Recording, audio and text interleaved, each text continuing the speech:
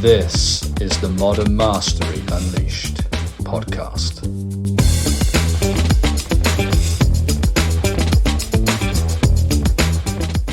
Welcome back, everybody. We are so excited to have you here because we have the most amazing guest, Debbie Bryan.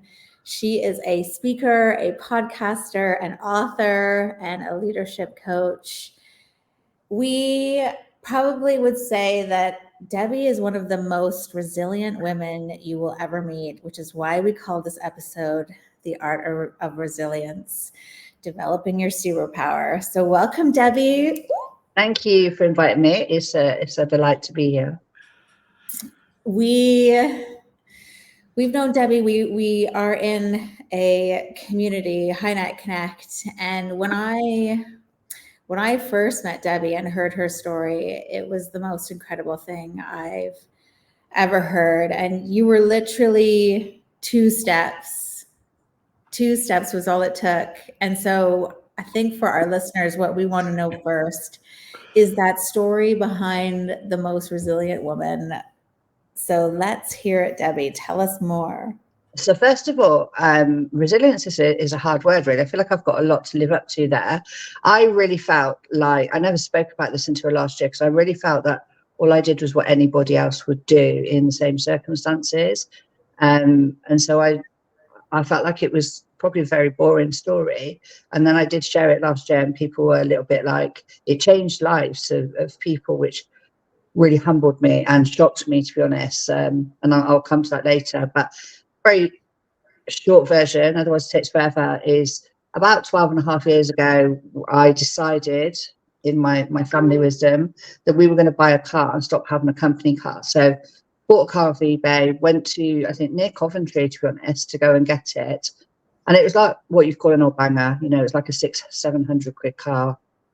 And it was a convertible, that's all I wanted. Anyway, we drove up there, saw the car, and drove it back to Swindon. So we'd driven probably about 40 miles. And there's another story to it, but we had this lovely courtesy BMW, which was like almost brand new, that we were using to go there. And so a little bit halfway, my husband was driving the old banger and I was driving the beautiful BMW. And I just thought, this is a bit unfair. I thought this was my choice to get the old car, and we've got this lovely one. So I flagged him to the services and said, you get this car, go and get the boys from school and college, etc.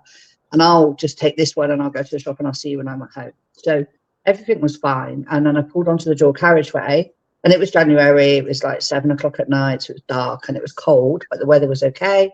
And my car just lost power. It literally, I was in the outside lane and just all the power went on the car. And I was just like, oh my God, what's going on? So I managed to drift the car across the dual carriageway, just past, I remember coming up to an exit and thinking, do I go past? But it was just past the exit, and got over. But it wasn't a proper hard shoulder. So I was like on the grass, really conscious it was January and it's wet and I'm going to get stuck on the grass. And just really like, oh my goodness. But I was in a safe place. So I phoned my husband. My main panic at that point was I had hardly any bars on my phone, like 2 bars on my phone. And I phoned my husband and said, I don't know, maybe we've run out of petrol, because the car had been fine up until then. So he's like, okay, I'll loop back round and go and get some petrol. In the meantime, I'm sat there. There's lorries going past, kind of like you can see them quite close to the wing mirror, but I'm not in any way that they have to pull out for me. So a couple of minutes later, my husband pulls up 2 car lengths behind me. And I jump out of the car. I don't know why, because I probably wouldn't even know how to open the petrol cap. It was a brand new car. Do you know what I mean? Jumped out, and I remember looking at him thinking, why are you parked so far away? And at that point, somebody just drove straight into the back of him, literally straight into the back of his car, and shunted it forward. And I thought, oh, okay. Well, he looks okay. But then what has happened, what I didn't realise, is that when that car shunted into the back of that one, it hit the car so hard it pulled a wheel out. And so it didn't stop at that car. So I'm stood by my car, by the petrol pump, and I'm looking at this car that is still coming towards me. Is still coming. And I'm on a dual carriageway on this side, and I'm where I think it's going to go onto the grass that side. So I was literally trapped and had nowhere to go. I remember thinking, I'm going to die and this is going to hurt. Or I don't know how long. It feels like a long time. And then I just thought, no, I'm not going. I'm not ready. My boys are not ready for me to go. I'm not leaving him. Jake thinks he's old enough. He's not old enough. This whole conversation in my head. And then randomly took 2 steps away from where I was stood. So I was waiting for the car to hit me. When the car hit me, it hit my leg. I was still standing, but felt like I was on ice. And I just thought, okay, that didn't hurt as much as I thought. What's next? And as I was stood there, still standing, the car hit my shoulder, at which point I kind of spun around and then lost my breath and ended up on all fours. And when I looked, I could feel like all the smashed bits of car. And when I looked, to my left, I was in the middle of the dual carriageway. It spun me out into the traffic. So I was like, bugger, now I'm going to have to save my life again, and had to crawl to the side of the road. My car was nowhere to be seen. It was literally, he bashed it straight over the road into the central reservation. But where he'd hit the car was on the petrol cap, exactly where I was stood. What I didn't realise, and when I got to the side of the road, obviously my husband had been trapped in the car. He got out of the car and was calling me, looking towards the middle of the road, and I had to shout to him. I just knew that I couldn't stand up. I didn't have a lot of pain.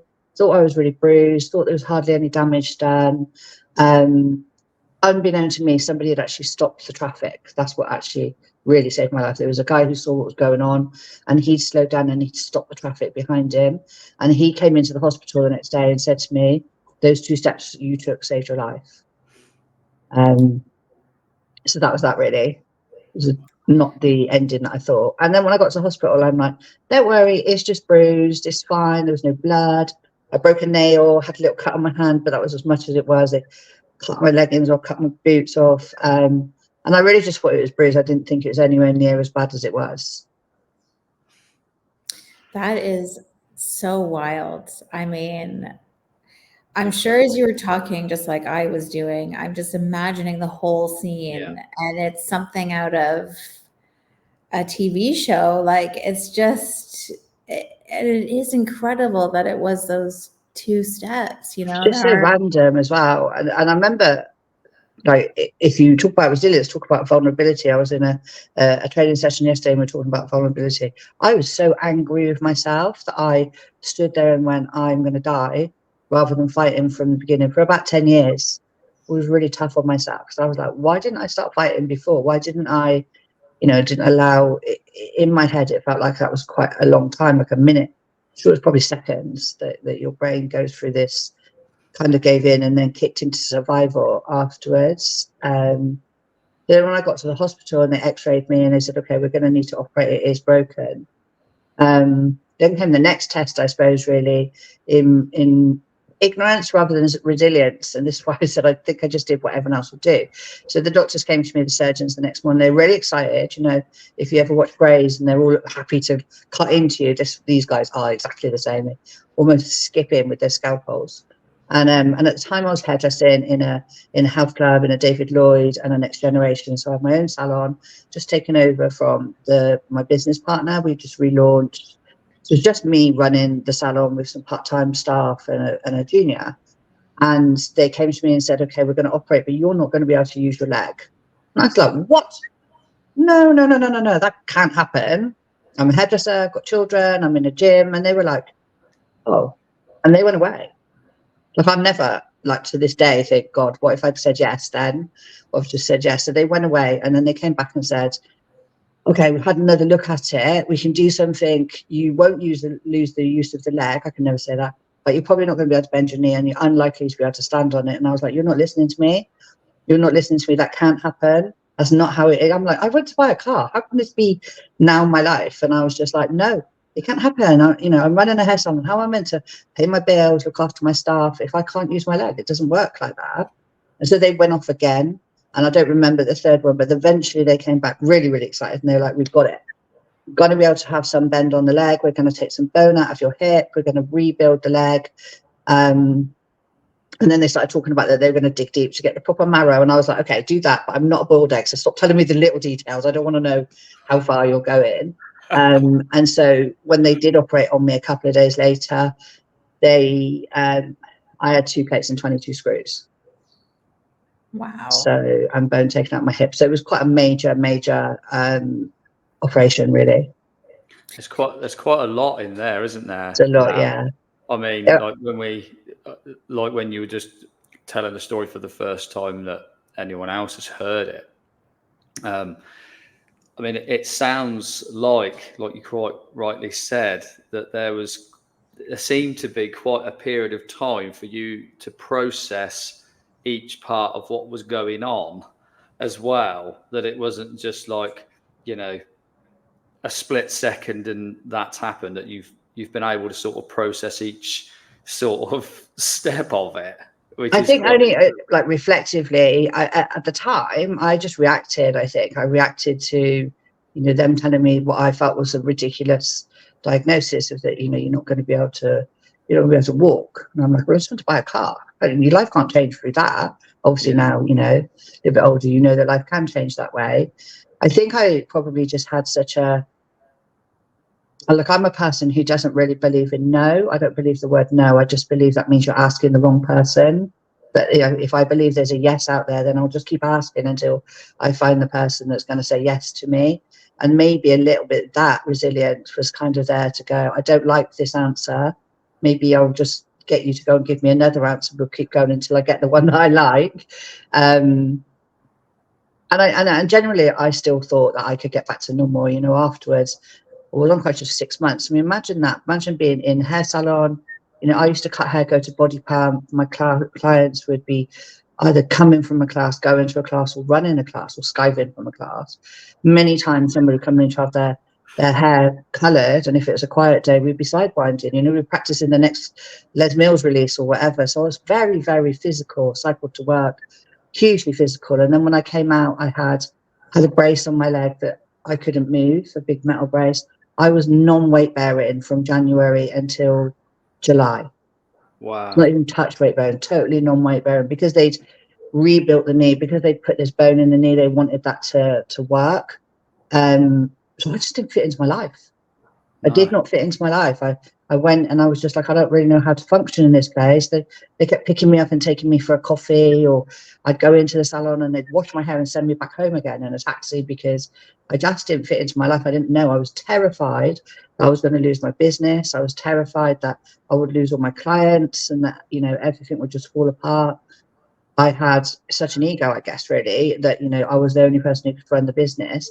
But I had part-time stylists. I had 16, 17-year-old in there, another part-time. There was no one that was full-time. And actually one of my really hard, we're good friends now, but we knew each other through phone. Like, her best friend was the girl who taught body pumps. So we kind of knew each other, but didn't really know each other. And she swooped, and there's only one word for Bev, is that she swoops. She swooped into the hospital and said, don't worry, babe, I'll move into your salon, I'll look after it. And I was like, not on your life. Am I going to let another hairdresser go into my salon when I'm not there? And eventually she kind of went over and she's like, I'm not here to take your salon, I just want to help you. And so she did. She was waiting to open her own salon. And so she took her salon from the kitchen and moved her clients in. And to give her credit, only one person went with her, Jen, who just preferred how she cut the hair. So she just went in and kind of just gave some like structure to the other girls so that they had the stuff. But I still was like, what do I do now? I don't know. You know, they're still giving me this diagnosis that is going to be a long journey. I had a physio. And in my head, I really thought, I'm not a person who does as they're told, like, ever. Ask my parents, not the best.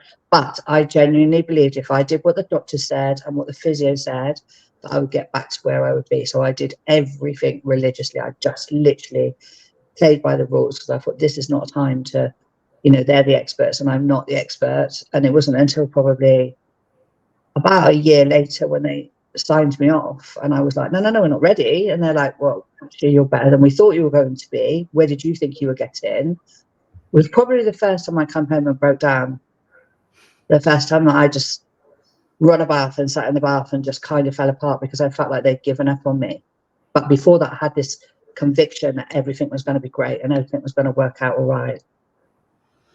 I mean, so where do you even cut in?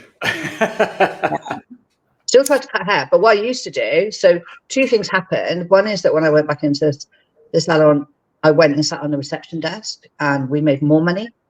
So we made more money than we were making before, which is a real lesson on, you know, when everyone says you work on your business and not in your business, I now would go, maybe don't learn the lesson how I did, but learn that lesson, because what I was doing was, like in most businesses, is when the phone rang, either I've got a 17-year-old answering the phone, doesn't really have any sales skills, or I've got somebody who's already cutting someone's hair or doing someone's hair, jumping and go, yeah, see you next week, boom, put the phone down. So when I had the luxury of going, okay, I have nothing else to do, when the phone rang and somebody phoned up and wanted to make an appointment, I could say, oh, you're not due for a colour or for this type thing or something else. And what was a £40 appointment would become a £120 appointment. So we made more money, and I had time to do it. And that's kind of where I got into marketing and digital marketing stuff, as I had to then do the marketing and run the business, as opposed to just be the hairdresser in the business. But the following year, I obviously, because it was a car insurance thing, they sent me to see all these professors in London and top experts that even nobody gets to talk to at King's College. And every single one of them come back and said, you'll be in a wheelchair in 10 years' time. You'll be in a wheelchair at 55, or the court document said you'll be in a wheelchair. So I'd gone through all that conviction that if I just did what I was meant to do, I would get back to normal. And all of a sudden they're saying, no, your life as it is, you're going to be in a wheelchair, and that's going to be you. You're going to need knee replacements. You're going to have this damage, and you're going to be in a wheelchair. So I was like, now I've got to fight with this one. Now I've got another battle to climb. And I think that's why I didn't talk about it. I had a little bit of a, let's just get on and do it, and a little bit of, the universe hasn't sent me this wheelchair, so if I don't talk about it, they won't remember. It's sitting there for waiting, going, we've got a wheelchair for this one, let's send it.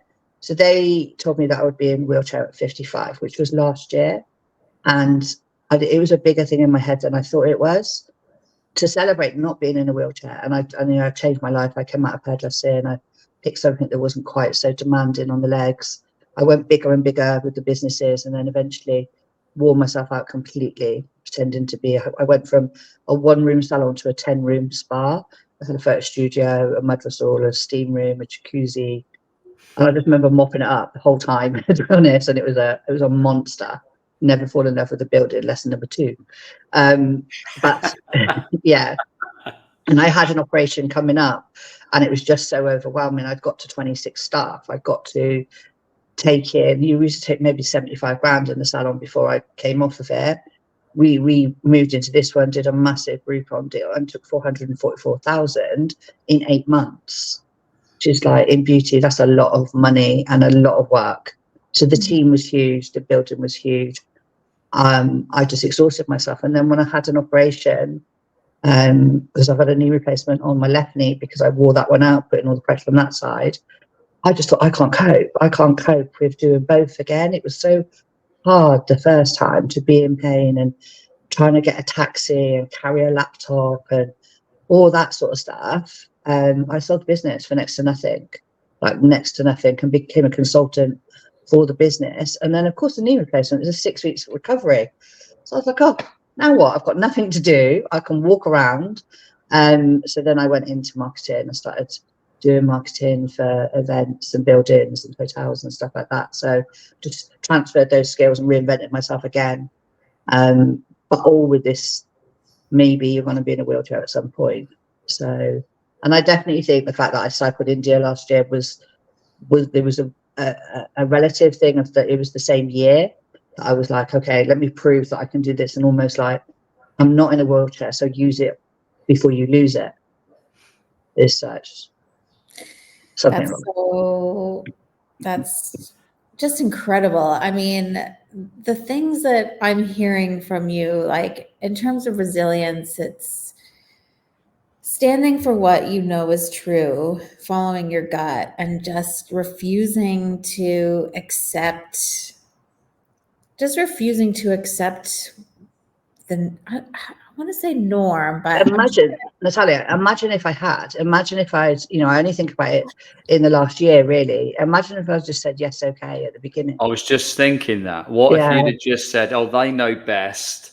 Yeah, crack on. Like, literally making the hair show up on the back of my neck, just even the thought of it, really, because what I have had, and I am now at a stage where I wasn't in a wheelchair last year, but I am struggling this year, not because of India, but I am now in a situation with my right knee where there is no cartilage. I'm very much bone on bone. The bones that they took from the hip to make a support, that didn't work. And so I am now at the stage of going, how long can I last without having an operation? and then I will have the straight leg. So I've had at least 12 years that I shouldn't have had. So I can't be ungrateful. I can never be grateful. And in all honesty, I was euphoric in the hospital. I kind of missed this bit. I was euphoric. People thought I was crazy because they'd be wheeling me around and they'd be going, "Oh, poor you, what have you done?" And I was like, "Don't say poor me. I'm the luckiest person in the world because I should be in the morgue and I'm not in the morgue. Door number 1 was rubbish. Door number 2 was much better. So how can I be miserable?" My family, different issue. They didn't go, I went to the worst case scenario and came back from the worst case scenario. So how can you not be grateful and not be, and I was terrible, for the first year, I'd be like, "Oh, it's Mother's Day, I shouldn't be here." I think my family wanted to euthanize me themselves at one point because I was so sickeningly happy to be here. And I think they just were like, "Oh God, be quiet. Why don't you keep going on? We've got it now. You're here. Just move on," type thing. And it was tough, physically it was tough. Walking on one leg, I never learned how to go up the stairs. The first day I came home was before I should have done, because there was stuff going on in the house that I needed to come home and fix. And I fell down the stairs the very first day. I went to go up the stairs and I fell and landed on that foot. So I never had the confidence to try it again. So I went on my bum, 6 months on my bum, going back up the stairs. Now, Paul, you want to add this into your class because I didn't have any bingo wings. I was such a strong top half because I dragged myself up. I ever dragged myself up that way. And then even to the point I was going to Wembley to see a band and I phoned them and said, "Look, I can't manage the stairs." And they were like, "Hard luck." Literally, hard luck. And I was like, "Okay, so what am I meant to do?" I said, "I have to go on my bum." She was like, "Well, that's up to you, isn't it, really?" And I swapped my seat. I think I had a standing ticket and someone gave me a seat, but it was there. And I was like, "No, not hard luck. Hard luck is you want me in front of everybody at Wembley to do that and then be in a seat in the beginning." And the girl was like, "Yeah, that's just exactly what's going to happen for you. It was take that, so it was a full gig." So what I did, I forget sometimes how stubborn I am. What I did was I Googled all the directors of Wembley and Ticketmaster, and eventually someone's email came up on Google. I think it was a tech guy. It's completely irrelevant, right? A tech guy, emailed him, and then I found another telephone number. I called him when I'm in the car going to Wembley, and this guy called me back and he's like, "How did you get my details?" And I said, "Well, they're on the internet." So he arranged it that I could have proper seating. Resilience once again. Like, I just think I'm just a troublemaker, to be honest. I think just cause trouble. But isn't that more fun? Like, isn't it more fun? Oh yes, of course. Troublesome. Of course. Because I had great viewing, and they actually have a section there anyway. So they have a platform for people that struggling with their mobility. It wasn't overfull. We were looked after. You could just come out of the lift and go straight onto this platform. So they actually had those facilities. That's was probably the most annoying bit, is that they had those facilities and I had to go to that extreme to get that facility. Unbelievable. Crazy. Yeah. So. Absolutely crazy. And I think it's, when you're talking about just how many times you've said, "That's not good enough. I want more," and that someone's just going to have to figure it out because this is just what I need and this is how it's going to be. And that whole concept of life happening for you and not to you. But Debbie, I think the one thing I really love is just how, what perspective you have, just that whole mindset of, I'm so grateful to be here. I've got so much that there's nothing missing in a sense, even though you have your ups and downs like everybody else does, but it's not like it's happy sunshine and rainbows all day, but it's just choosing to look at the glass half full, isn't it? Yeah, I think I am very much a half full person anyway, though, in that whole, don't take no for an answer. Just go and find the person who's going to say yes. I think, that just comes from my childhood. I only realized that last year, is that my dad said no to everything, when we were kids, me and my sister. Can we go to the school disco? No. Can we do that? No. Everything was a no. And then eventually my mum would work on him, and a week later she'd come up with this little shiny silk blouse. She loved the shiny. And go, there you go, you can go. So eventually we worked it out that we just asked her, and then she would ask him, and then we'd get the yes. So I only kind of clicked onto that yesterday. I think I've lived my whole life like that, to go, okay, he was the wrong person, so let's not bother with him. Let's go and find the yes person. Go and find the yes surgeon. Go and find the yes physio. Go and find the people who go, do you know what? Yes, you can do this bike ride and get a friend that can support you to do it. I mean, I was terrified in India. I knew I could do the distance because we'd got to the stage where we were cycling. Well, first of all, let me tell you about India is that the mistake that I made is that we went for 10 days. It was 360 kilometers. And I thought 36K a day, it's like 25 miles. I can do that. Not a problem. So I signed up, and then they sent me itinerary, and you only cycle for 5. The rest of it is all traveling. And I was like, oh. So the first day was 74 kilometers, then 94, then 86, then and I was like, oh my goodness. And my friend sent me a timetable of his training, and it said 10-mile bike ride, 20-mile bike ride, 50-mile bike ride. And I was like, so we did get to the stage for the summer, and I really put quite a lot into this, and actually took some inspiration from somebody else, a lady called Amy Andrews. She didn't even know this, but I saw her at a wellness festival in the East End of London, and she's a boxer. I don't think she started until she was about 30 and got to the Olympics, was running the Virgin Active. And someone said to her, how do you motivate yourself for the hill runs when it's cold and it's horrible? And she said, I don't. She said, but what I do understand is that if I don't get up and do the hill runs, in 6 months' time, I'm going to get in the ring, I'm going to get punched in the face, I'm going to be embarrassed, and I'm going to lose, and it'll all be my fault. And so that really resonated for me to go, do you know what? If you fail at this, it's your fault because you've not put the work in. So I put the work in. I went to spin classes at 6 o'clock in the morning, all the stuff my surgeon tells me I shouldn't have done. Went to spin classes, went out cycling. So by the time we got to India, on a Sunday, we cycled 45 to 50 miles. So I knew I could do the distance.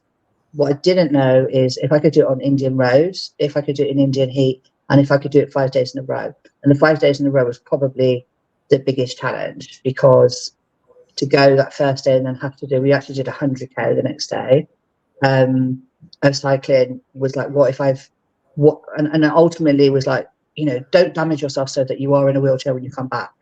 That's kind of the overriding thing, is like, don't go so far that you damage yourself, and just for a little bit of like ego to say, hey, look at me, I've been to India type thing. And it was beautiful India, to be honest. So that kind of pressure was sitting on mine. So I was always at the back. I was really lucky. It was a small group. And like, I'm not even a cyclist. I mean, I didn't even know how to change gears until last year. I'm not a sports person. Paul's looking at me now going, what do you mean? So what I used to do is, you know, you've got 1, 2, 3 on this side, and then there's 7 on the other. Well, I just kept it in 2 all the time. I didn't understand that you had to move it. So all my hills and everything I just did on a 2, and that's 7. So just used like 7 gears as opposed to the 21 that I had. Until I was cycling behind my friend, and literally my legs were going like this. And she's just like, and I'm like, how am I behind you? You must have a better bike than me. And about the 3rd week, she said, what are you doing? I don't understand. Look at you. You're pedaling like a mad person back there. So she then showed me how to use the gears. I didn't know how to do it. Didn't know. So, and then even when we were in India, a couple of times the guy just like, right, put your gears into this. And then, of course, you can cycle across sand. Of course, you can cycle across this big stretch of sand that we've put in for fun, like literally for fun. We went to a hotel and there was sand and everybody was slipping everywhere. And all the guys that know what they're doing were getting off their bikes. I thought, great, because I've got the guide right behind me because I'm at the back, and Henk was like, no, you're not. You just put it into the lowest gear, would it have been, and then pedal madly and then get a grip and then you go. So I cycled across there. But the irony was when we came out of that hotel the next morning, we just went left and went onto the road. So we didn't need to do that. He's like, but where would the fun be? Yeah, where would the fun be? Just coming on the road. I mean, it's by the sounds of it. I mean, you have a very, a really important lesson is the powerful reframe, isn't it? I mean, you're not just the type of person who's a glass half full. You're grateful to have the glass. Yes. I mean, I think that's the long and short of it, isn't it? Because I guess actually, I've never thought of it like that before. But yeah, no, I am. I'm, you know, I think I just know that I'm going to have a big life, and I'm not ready to settle for anything less. So if I have to put some effort in to have that big life, then I will. I think everyone should have a big life. And I know for myself, I've still got the big life to come. Wow. I said, well, and that's a massive takeaway, isn't it? because I think we're all born with innate gifts to serve the world and to bring your uniqueness, your weirdness to the world, because we need the viewpoint, right? I mean, because that's why we're so uniquely different, is that nobody sees things the way that you do. And to step into your bigness, whatever that looks like, that's a life well lived, isn't it? I mean, that's exactly what you're talking about. Like I'm not a particularly woo person. I'm more woo curious. I call myself woo curious. I'm really interested in it. Never quite sure where it all fits. And I did meet someone else in our group, Sheena, last year, and she's like, "There's a reason that you aren't dead. You know, your reason is to go out and tell other people that they can pick themselves up off the floor and do it. My mission is to go and help as many people that are sitting in what they think is the end of the train for them, or that is sitting there thinking this is hopeless and I can't do anything, and then say to them, do you know what, here's my hand, let me pull you up, let me get you up and kind of put you in a direction. It doesn't necessarily be me that they work with, but go, who's in our network that can help this person? That's ultimately, that would be my dream. And that's why I'm kind of evolving into speaking, is that if I can go and speak to as many people as possible. And something happened to me last year that kind of, before I just thought, you're just talking about yourself, you're just talking about yourself and blowing your own trumpet, which I still a little bit feel like that anyway. But one of my friends who'd had breast cancer sent me a message, and she said, "Deb, I just listened to you. This was so powerful for me. I just listened to you." She said, and I thought, who told me that I should feel ill after my breast cancer diagnosis? Who told me that I would feel terrible for the rest of my life? And she said, I don't know if it was me or the doctors or society. She said, but I've just decided that I'm not going to feel like that anymore, and changed her life. And so I'm like, that's my job done. That's my job done. If it can just have that one change unintentionally, I didn't know that it was going to have that impact. So if it just has one person that goes, do you know what? I don't have to be half empty. I can be half full. They don't have to be quite as extreme as me, just cycle around the block. Just do something that makes you happy. The joy that India brought me, everybody cheering and clapping. Wow. When we went, everybody came out of their houses, the shops, the villages, cheered, clapped us, took TikToks of us, I'm pretty sure. They had no roofs on the houses, but they all had a phone. But they were just like so celebratory of what we were doing. They've not had any tourism since before COVID. So some of the little, 3-4 year olds just laughed out loud to see these mad people cycling through their village. And so when you just strip it back to that and go, that was just joyous for them to see something different. We need the Olympic parade to come through Swindon to get everybody to go and stand on the street and cheer. We need something that's really grand. Then for them, it was just like, wow, there's just something different in our day. So how can you moan and go, I'm huffing and puffing on this hill and this is tough and whatever? And those people have got such joy. You have to kind of take that joy, take that energy and use it to keep pedaling. I very much chunked it down the ride. So I would just go, the first day I was fine. And then right at the end of the day, there was a bit of a hill and I had to get off and walk. And that really destroyed my confidence that day. And I thought, 94K tomorrow, not going to do it. And my friend was like, just try the first bit. So you cycle like say 20K and then you have a break and then 20K. So they're pretty good at going. Before you stop for lunch, you're just about over the halfway mark. So the afternoon feels like, I've done most of it type thing. And so I kind of did, I'll do this bit. And then if I don't, I'll do the next bit and then the next bit and the next bit. So that's kind of how it worked for me, really. I didn't think much further forward than that. How much of resilience do you think is asking for help? I'm bad at that. Really bad at asking for help, to be honest. I'm getting better at it. I think resilience is just about, I think it's just believing that there's a good ending. And so it doesn't matter if you ask for help or if you don't ask for help, just know that you need to get to that ending. You need to go, my resilience, my friend helped me a lot by booking the rides in the summer. So I cancelled barbecues, I cancelled festivals, I cancelled because she was really stubborn about this is the times we're going. and it was hot last year, so we were going out at 5, 6 o'clock in the morning. That accountability kept me doing what I should have been done. There's also a little story about Margaret. So she'd actually done a bike ride before in Brazil, and there's a lady there in her mid-70s called Margaret, and Brazil apparently was horrendous. They've never repeated it because it was all the cliffs. It was all like all going along, and they would come along on the bus and ask if you wanted to get on the bus, and everybody would say, "Is Margaret on the bus?" And if Margaret went on the bus, they wouldn't get on the bus. So she was like, "If you get on that bus, I'm calling you Margaret." So I obviously didn't want to be Margaret, although I'm kept this for myself. But she never got on the bus, so she couldn't have called me Margaret. I saved that just in case. But there was that of like, don't get on the bus, just see if you can just keep going. And I probably cycled about 8-9 miles an hour, quite slow, really. But the rest were only doing about 12. So when they broke for a break, they just had to wait for me to catch up. And with Margaret, that's wait an hour. With me, it was just 10 minutes, so I didn't feel too bad. But they would just wait for you to catch up, you have a break, and then you start again. And then the same with lunch, and then everyone finishes together. So the pressure was off of me to go. It wasn't a race; it was a marathon for me. And what an important lesson that is, that you were just focused on your race, you versus you. Yeah. So easy, isn't it? Because comparison is really the thief of joy. Oh yeah. In the beginning, I tried to keep up with them, and I was like breathless, and so I was like, it's just too much for me. And I just had this fear, obviously. Those doctors that I went to see, proper doctors, they're not witch doctors that just made it all up. But my fear was that I would do such damage to myself that either I wouldn't be able to finish the race, and so then I'd be on the bus, and it'd still be my fault because I've just been egotistical, really, trying to be like everybody else, or that I would do some damage that lasted.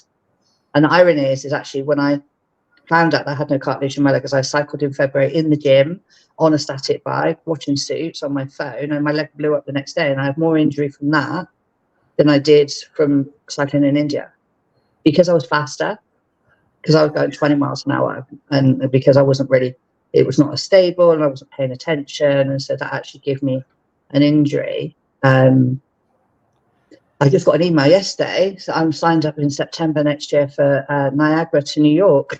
Forgot I signed up for that one. But I'm also signed up for Vietnam to Cambodia, which I should have been this year, and I've put back a year. So we'll see whether that happens or not. Or whether I just had one good challenge. This is cycling. Yeah. Wow. Brilliant. It's there. I will just see how I go realistically, because of the fact that now I am having some pain that I haven't had before. But my surgeon is very much like, just do it. Just go and do it. The knee's as damaged as it can be. Can't really do any more damage to it. So do what you need to do. Yeah, such a reminder to really just seize the day, isn't it?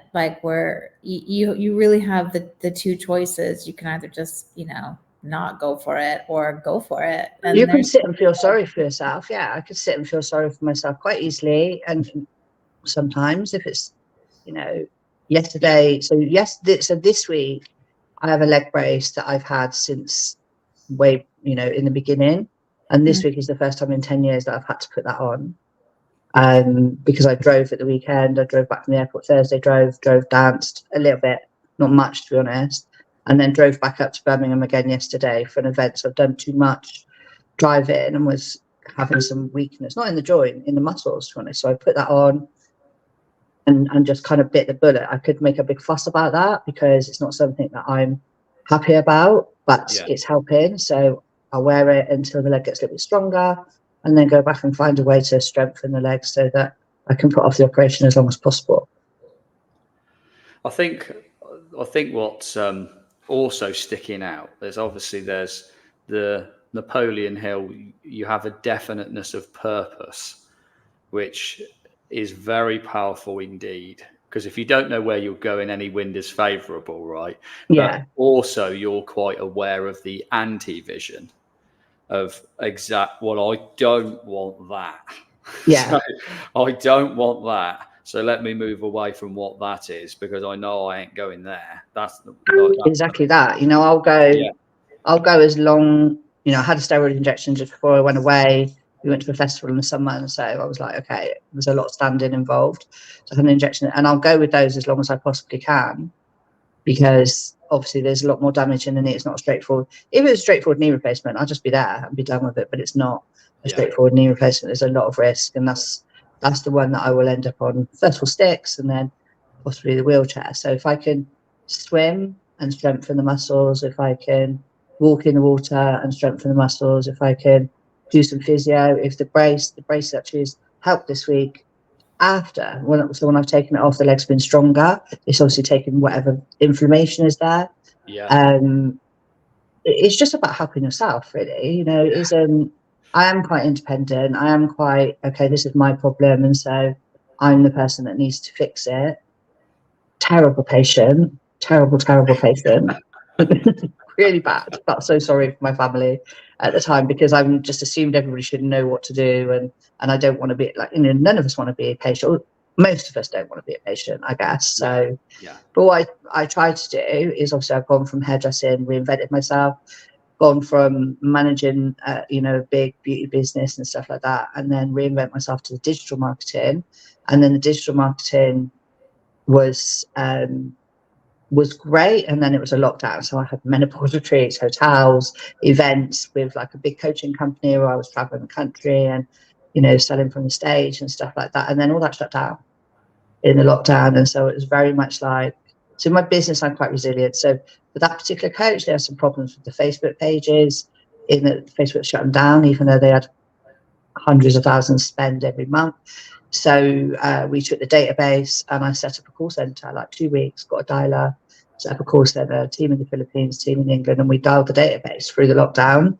And then when that finished, I was still trying to teach people digital marketing, but then realized that a lot of people don't understand who their customer is. So I find it really unethical to show somebody how to run a Facebook ad and spend their money if they don't know who they're talking to. You know, I want someone to know their client so much, you know, so much. I want to know what age they are. I want to know what their lifestyle is. Do they stop at the services on the way home and buy a ready meal, or they're going to cook from scratch? I literally want you to know that much. And so that's where it evolved into coaching, to try and get people to understand their market and who they were talking to. You know, is my client somebody who's 40 years old, 45 years old, the kids just left home, gone to uni, and they like to cook from home, or they're now buying the luxury stuff? Are they in that end of the market? Or are they somebody who's got a job, trying to go to the gym in the morning, getting a, you know, Chef Mike meal on the way home, and then collapsing in front of the TV with a microwave meal and a bottle of rosé? You need to know there's a different conversation that you're having with those people.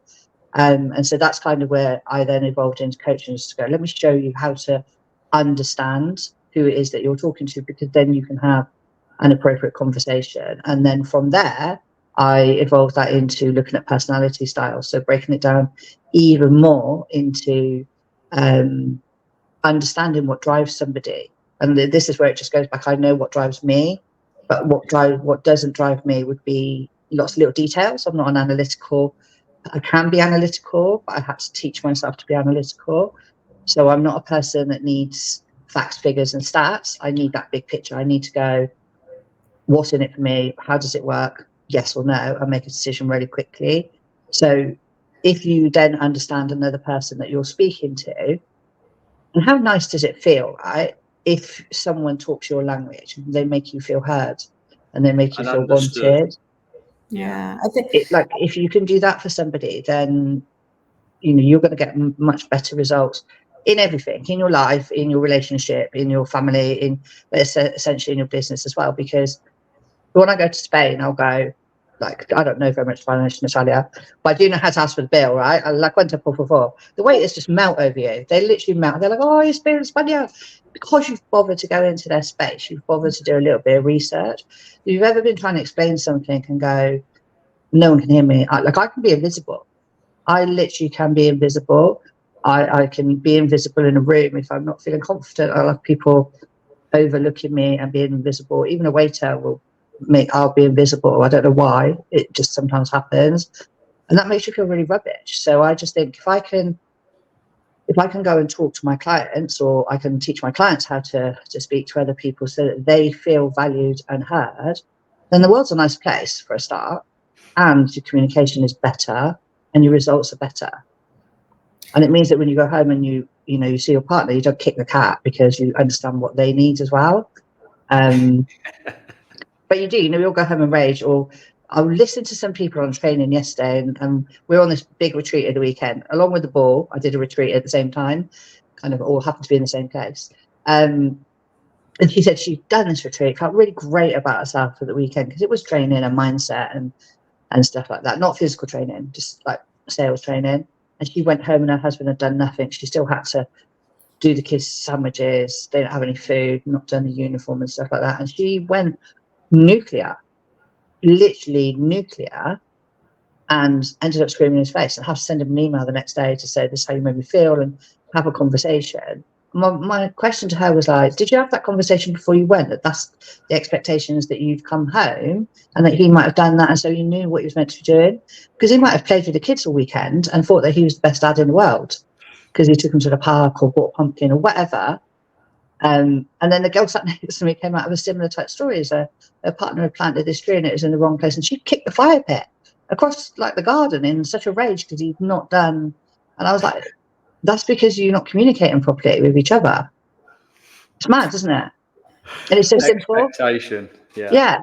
So his expectation was that he wanted it to go in this way, and she was like, but if it goes that way, I've got to buy another 2 trees. But no conversation was ever had about these extra trees, or and for the one that obviously, like, I've been married for a long time, my children, I've come home to that to go, have you fed the kids? No, they didn't ask for any food. It's 9 o'clock, they have to go to school tomorrow. How about you just get them food? But it's managing expectations. And so if you understand what drives people, so some people are driven by money, some people are driven by luxury, some people are very heart-centered and just want everybody to do well, and some people are driven by analytics, by facts, by figures, because they have to be right, they have to know before they make a decision. That's your question procrastinators, is because you don't give them enough answers for them to make a decision, because if they're wrong, they're going to look stupid. Yeah. And I know you have a quiz that you're going to share with our audience. Yes. I do have quiz, yeah. So, and it's just like, that's your top driver. There's a load of stuff like this, disc profiling, all sorts of things out there. This is just a really simple way to just understand who's in the room and what they want. And it comes from seeing big entrepreneurs that are very motivated by money and only by results, and watching them destroy people around them, not on purpose, but because they didn't recognize that person didn't want to work 90 hours for 6 months for the reward. They wanted an Amazon voucher or a Costa with their name on it on their desk when they come in that costs £3, and that would have made them feel better than working for them, because their values are different. I think it's so interesting how much entrepreneurs resist the know your client, the avatar work, which is, like you said, the thing that seems to be the biggest gap in a lot of businesses. Because that's a certain type of personality. So so I just use a deck of cards, right, to make it easy for people to remember. So a spade is they are driven by results and not relationships. Okay. So they want to win, they'll go to extremes to win. I have a bit of this in me as well, and a bit of diamond, but they're driven by results. So they don't care about everybody else. Not in a horrible way. They don't care. They're like, we will do this. We won't sleep for 6 months to get the result, because that's their personality drive. They're not a heart. A heart can't do that. A heart cares more about the relationship than they do about the result. And so it's based in your hearts. They clash with each other, but the heart still wants to do well. They just want everybody to do well. They want every single person to do well, and they're not happy, and they know everything about everybody. They know all the details and stuff, and they're super powerful in your business, because if you're running a business where everyone's at home, your heart, you don't know when you've had a conversation if they put their head in the oven afterwards because you've made them feel bad, or they start looking for another job, but your heart will, because the heart will get on the phone and go, hey, what happened? How did that go? So it's not a case, and unfortunately, this is neurological. This is something that's just in you. Yeah, it's very hard for you to change it, but it isn't hard for you to understand somebody else and go. Well, I'll give you an example. So my husband is a club, which is the analytical can't be wrong, and I'm more fast-paced. So I would say, let's go to a restaurant in the countryside, a sunny day, and he'll go, well, what if there's no tables? And I'm like, well, of course there's tables. But what if there isn't? Well, we'll just wait for somebody to move. But what if they don't? And I'm like, oh, it's just putting problems in my way type thing, right? So I understand that actually he's really bothered, because I go, well, if it's not, then we'll just go somewhere else. And then there's a damper on the whole conversation. It's no fun anymore. And what's going to happen in reality is the 20 minutes it takes us to drive there. So I'm going to go, you're being ridiculous. And he's going to sulk. It's going to be an argument. Right? So all I have to do to resolve that is to just pick up the phone and call the pub and say, hey, how busy are you today? Have you got spare tables? Are you overbooked? No? Okay, got loads of tables. Great. He's happy. I'm happy. It's just a tiny thing. It doesn't cost me anything. I think it's ridiculous, but now I've got a pleasant journey for the next 20 minutes. And if I get there, there aren't any tables. It's not my fault. It's somebody else's fault.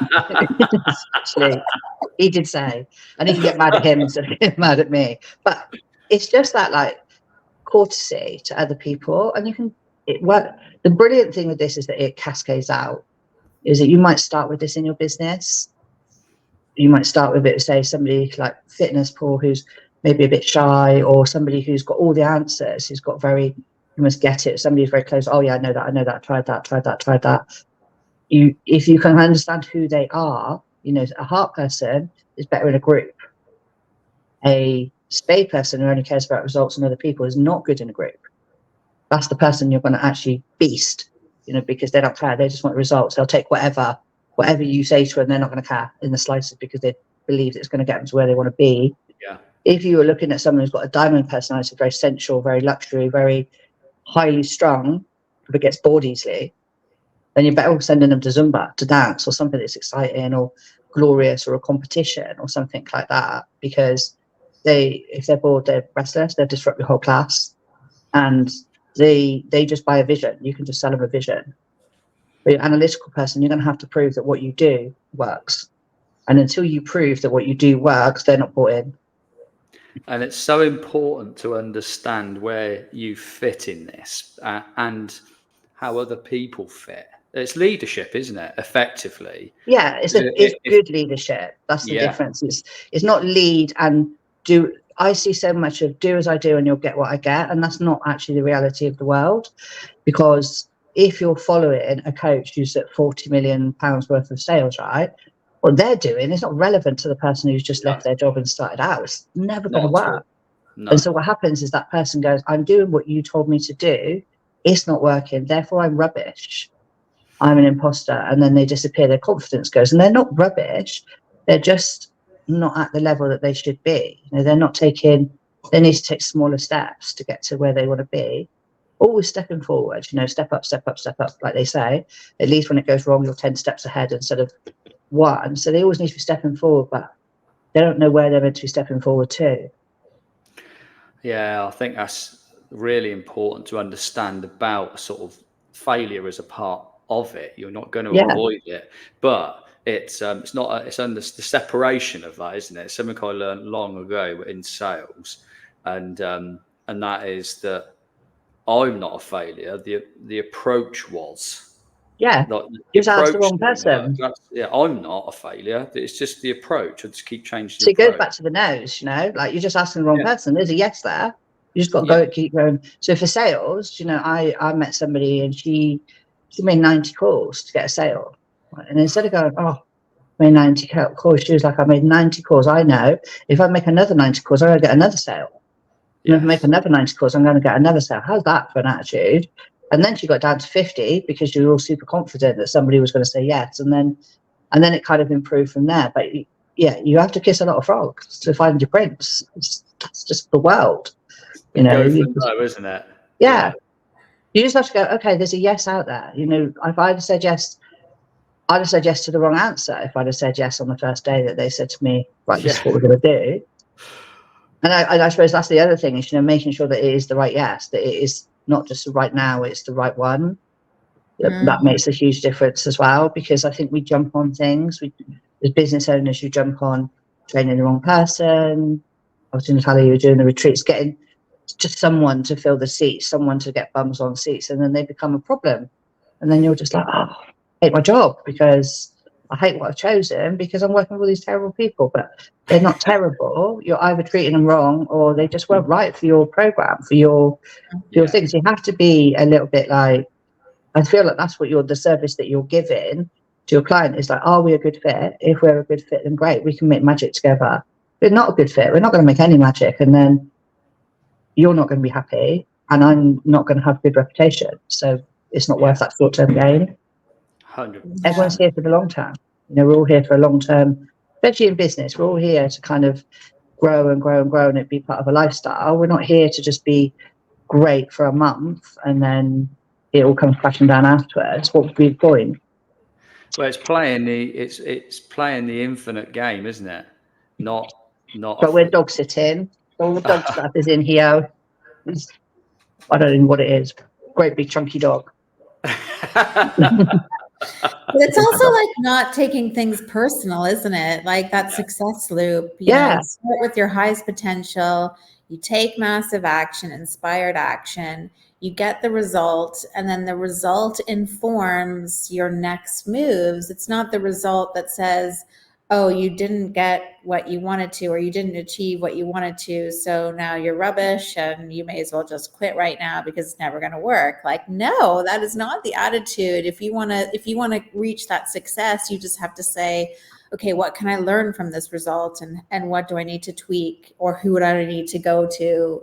How do I do this? That comes back to confidence of sitting in your own skin and sitting in something that is right for you. So again, that doesn't work if you're on a get rich quick scheme. You're doing something because someone said, oh, do this is a great hustle, or this is a great hustle, right? If you're not sitting there going, this is absolutely the best thing for me. Like, I know that I can work with business owners who get into six figures who are stuck, right? Because I've done it myself. Because I've gone, okay, how do I go from being a one-man band, no time left in my life, not enough time to even take on more clients, because I've run out of me. I've literally run out of me. So there's a bridge that takes you from there to being a business owner, getting your £10 tasks out of the way, getting someone else to do that, maybe outsourcing your marketing and stuff like that. I'm confident I can show somebody how to do it because I've done that myself. But if I was trying to teach somebody how to get to 40 million, I've worked with a coach who's done 40 million, but I haven't personally done 40 million. So I would feel like an imposter if something went wrong. Yeah. I would. Integrity, isn't it? Yeah. Yeah. And you got to believe what you're selling, or else you're never going to sell it. Like, if you wouldn't buy from you, who else is going to buy from you? If you don't believe you can deliver on those results, then nobody's going to believe that. So that's that like confident self-belief and just standing in your power. That comes across though, doesn't it? If you believe in what you do, I banish my family from the room. They've got bored. But if I don't, I'm like, don't come in under any circumstances, and there they are. So typical, isn't it? 26, my son is, still can't do as he's told. Don't know who takes him after. I wonder. Yeah, I wonder. I think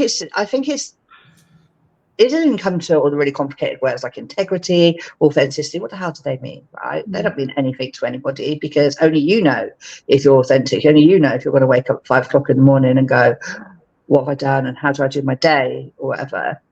I think a lot of the time, if you're doing something that is a skill set that you have and the knowledge that you have, it pretty much comes naturally. And it's just really, you need to go out and talk about it. You need to go out and speak. I'm probably more verbal. Sometimes I was guilty of having a lot of referrals for my clients before, so I wasn't so verbal. I didn't need to be verbal. Now I probably need to be a little bit more verbal. I've got lots of visibility and stuff like that, but it's about making sure that visibility is relevant to other people. And I think, there's such a thing as attraction marketing, that if you're magnetic and you're honest and you're doing stuff, people will come to you. You become the honey and not the bee. I'm all about being the honey and not being the bee. I don't want to be buzzing around.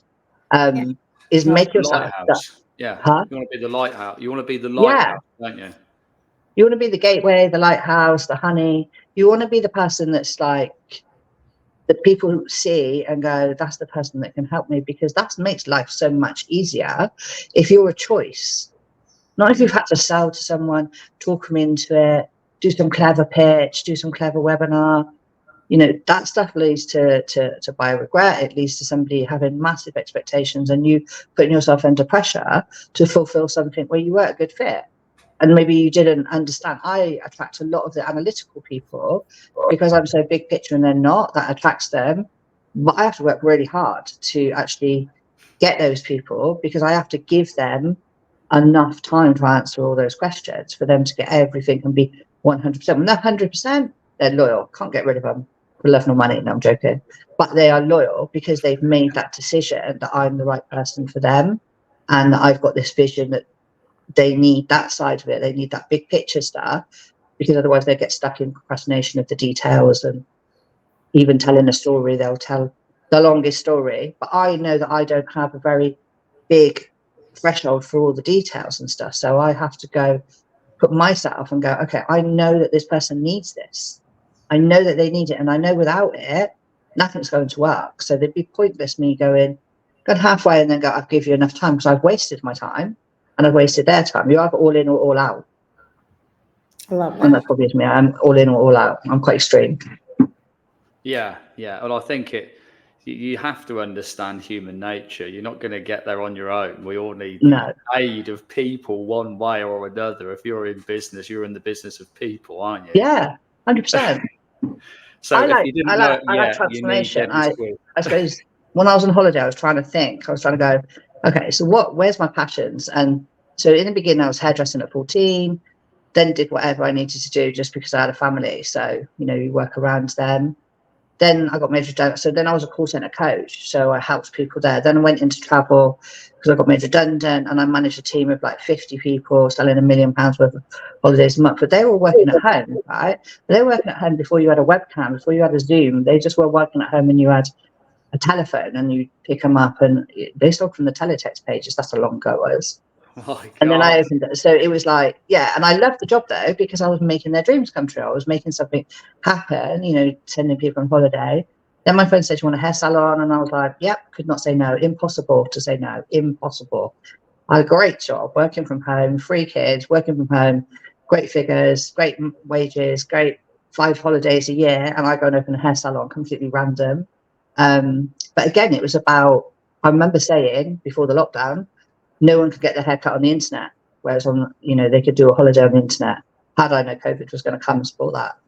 But it went from transform. So someone could come in feeling really rubbish about themselves in the morning, and then they go out feeling great about themselves because they've had a little bit of TLC, they've had hot chocolate, they've had a nice haircut, a little head massage, and they go out feeling on top of the world. So that was what I was passionate about, was making people feel better.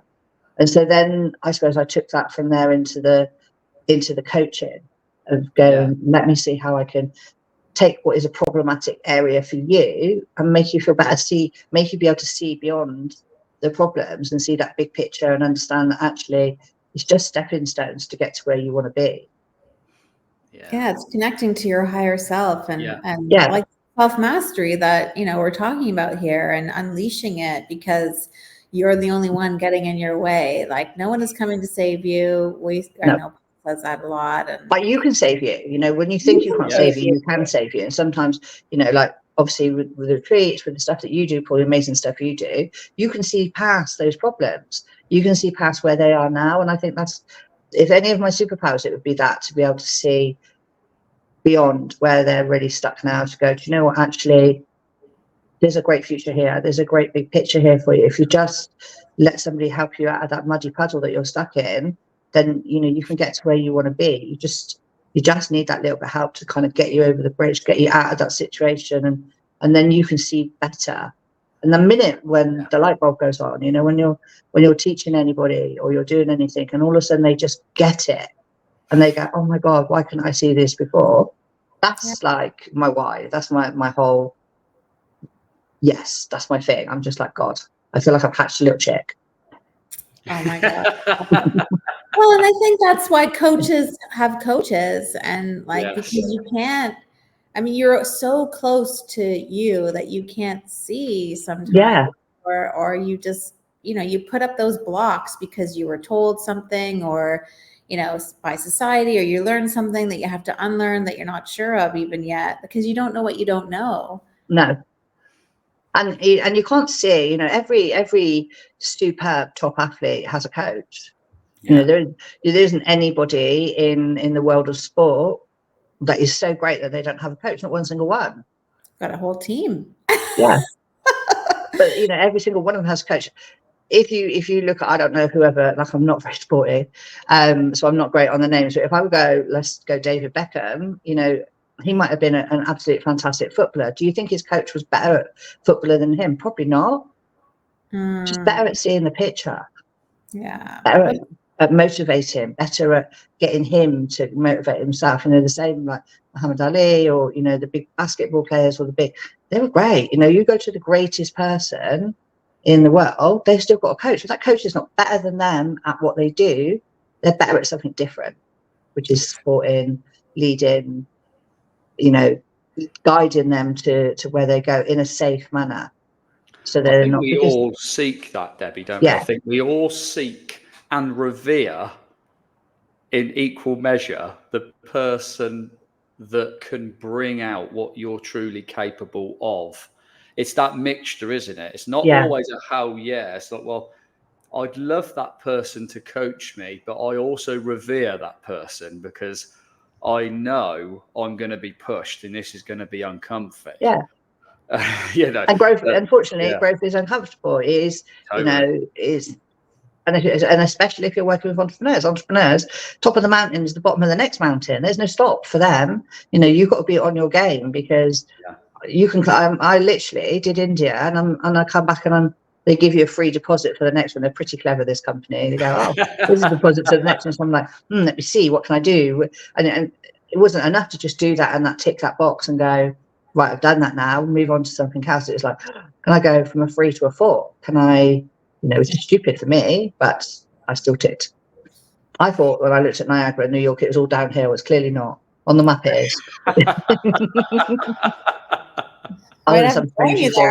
I'll come see you in Niagara Falls. And you got to come and actually ride with me there, not come and see me. You get on a bike. Oh, that's a challenge. That's a challenge, ladies and gentlemen. Oh my goodness. No watchers allowed on this journey. I've just been told, like, that's it. I've got to do it now. There you go. See, that's a good coach. I've just challenged you out of your comfort zone. Mega out of my comfort zone. Like, where I'm staying, there's like my partner, he cycles, and there are some hills, ladies and gentlemen. Like, but once you learn how to use the gears, the hills become a lot easier. To be honest, I don't know about that, but it's definitely true. It definitely does become a lot easier. But to be honest, the hills weren't the problem for me. The clothing was the problem. I said, I'm not really. I'll finish on this. It's a bit funny. My friend says to me, look, you know, you need to pad in and the cycle shorts and stuff like that. And she is an advocate of wearing 2 pairs of shorts in India. So I'm not a cyclist. So I ordered 1 pair of shorts, go out cycling on those. I ordered another pair and I put them on. I'm all about the comfort. I don't really care what you look like, just about the comfort. And I cycled to her house and she said to me, those shorts are a little bit see-through, those new ones. So I said, oh, okay. Pulled my t-shirt down. That was that, right? So we go off around the Cotswolds. We cycle our 40 miles or whatever we're doing on a Sunday morning. And we're just at the bottom of a hill, like the very last hill on our bike rides. And she's behind me and she's like, they are quite see-through. I can see a tattoo. But I was like, do you know what? Talk to me when I get to the top of this hill, because all my mind is focused on that. I'll cycle up here naked. As long as I get to the top, I don't care. So I didn't think about it. Anyway, carried on throughout the summer using those shorts. Then it comes to India and you have to have like a bag for every day. So you get the big sandwich bags, put all your kit in. So all you do is pull that out. And then you put your dirty stuff into a bag and it's never seen again for a day. So when I ordered these, all the shorts that came through were mesh. They were really see-through. And I was like, this is ridiculous. I put into Amazon, padded cycling shorts, women. So I go back to Amazon and it turns out that they are pants. They're not shorts. So I've been cycling in my pants around the Cotswolds for the whole of the summer. When people were bidding at me for support, it wasn't support at all. It was because they could see my... It covers the essentials, like, because it's padded, obviously. But I was just like... So I messaged my friend and I was like, you know those shorts that are see-through? I said, turns out they're pants. They're undershorts. So you put cycling shorts on the top. I didn't know. There was a thing. So she was like, that makes sense now, why people kept beeping at us. And I think that's your tagline, Debbie. Debbie Bryan, she covers the essentials. I think that's what it is. Could be. I'm going with the no thing. The no thing. That is. So I was just like, I can't believe it. I can't believe I'm literally still cycling around in my underwear for like months and months and months. Brilliant. I freaking love it. I what love a you, Deb. conversation. And so, well, shall we drop the link into this super duper quiz that Debbie's got, which, if you haven't realised it by now, you certainly need. Yeah, we'll definitely put it around this. Drop that in. It's on the website anyway, debbiebryan.com. If you don't want to wait, it's on there, but I will send it and you can have a look and see if you can find yourself and if you can find your partners. Brilliant. I love it. And I've so enjoyed this conversation. I hope everyone's taken from this, just what it is to be resilient. And it is a matter of being and standing in, what you believe in, what you want, not taking no for an answer, especially when you believe it to be true, but also being open to, I guess, just learning and being in the now and just noticing what's happening for you and how it's sort of impacting just the choices that you're making, like building that awareness as well. But this has been a brilliant conversation. Thank you so much, Debbie. Thank you. Thank you, Debbie. I really enjoyed it. You just have to believe that it's not as bad as you think. Yeah. It's never as bad as you think. If you believe that, you'll be fine. Exactly. Brilliant. All right, everybody. See you next time. Take it easy. Bye.